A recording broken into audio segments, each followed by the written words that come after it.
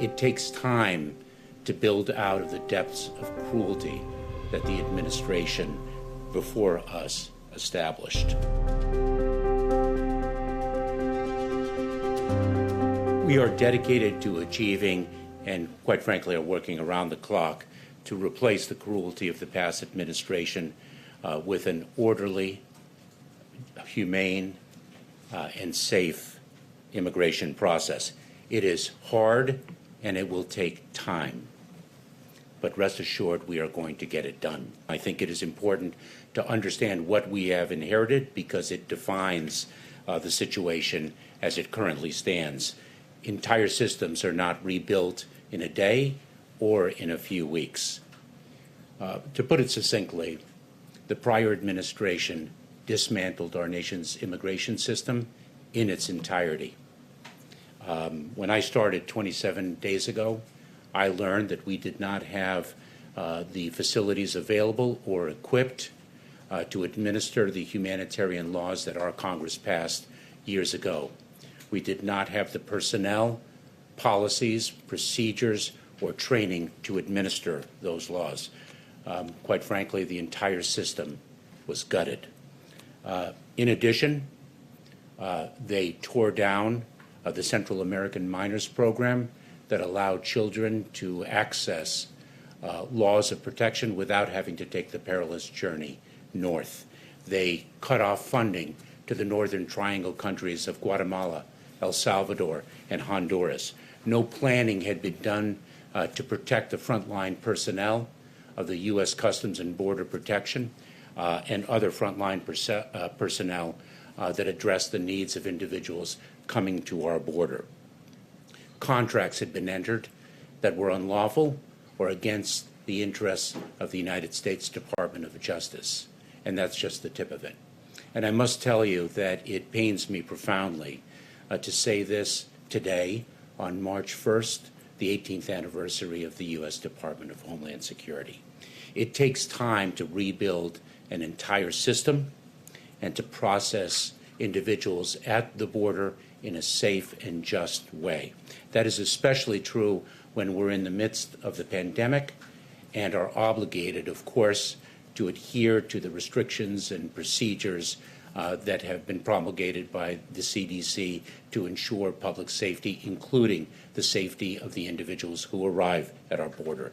It takes time to build out of the depths of cruelty that the administration before us established. What we are seeing now at the border is the immediate result of the dismantlement of the system and the time that it takes to rebuild it virtually from scratch. Let me then turn to the issue and the challenge of unaccompanied children, because I know that much has been reported about the handling of unaccompanied children, and let me just explain the process, if I may. When an unaccompanied child reaches the border and comes in between the ports of entry, U.S. Customs and Border Protection personnel, specifically the United States Border Patrol, brings that child to a Border Patrol station for processing. The Border Patrol is only a pass-through. We are obligated to turn that child over to the Department of Health and Human Services within 72 hours. We are a pass-through. And then Health and Human Services, or HHS, of course, as is commonly referred to, addresses the needs of that child as HHS is identifying and vetting sponsors in whose trust the child can be placed while the child is in immigration proceedings.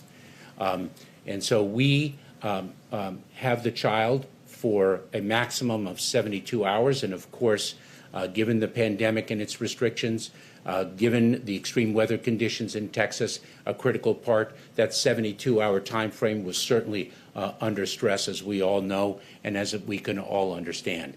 And then children are in HHS custody for an average of about 31 or 32 days. Finally, let me turn to, I think, the most powerful and heartbreaking example of the cruelty that preceded this administration, and that is the intentional separation of children from their parents.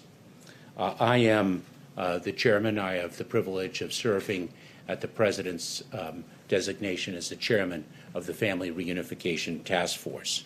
The First Lady has driven us to action through her personal commitment to this moral imperative. And that moral imperative is to reunite the families and restore them to the fullest capacity that we as the United States government can do. And I should say that we are not doing it alone. We are working closely with counsel for the separated family members.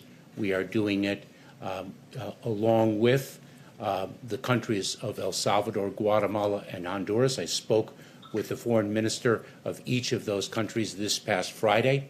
We are doing it with non-governmental organizations, and we intend to and will shortly harness the capabilities, resources, and desire of the private sector. This is not only an all of government, but all of society effort to do what is right. We are hoping to reunite the families either here or in the country of origin. We hope to be in a position to give them the election.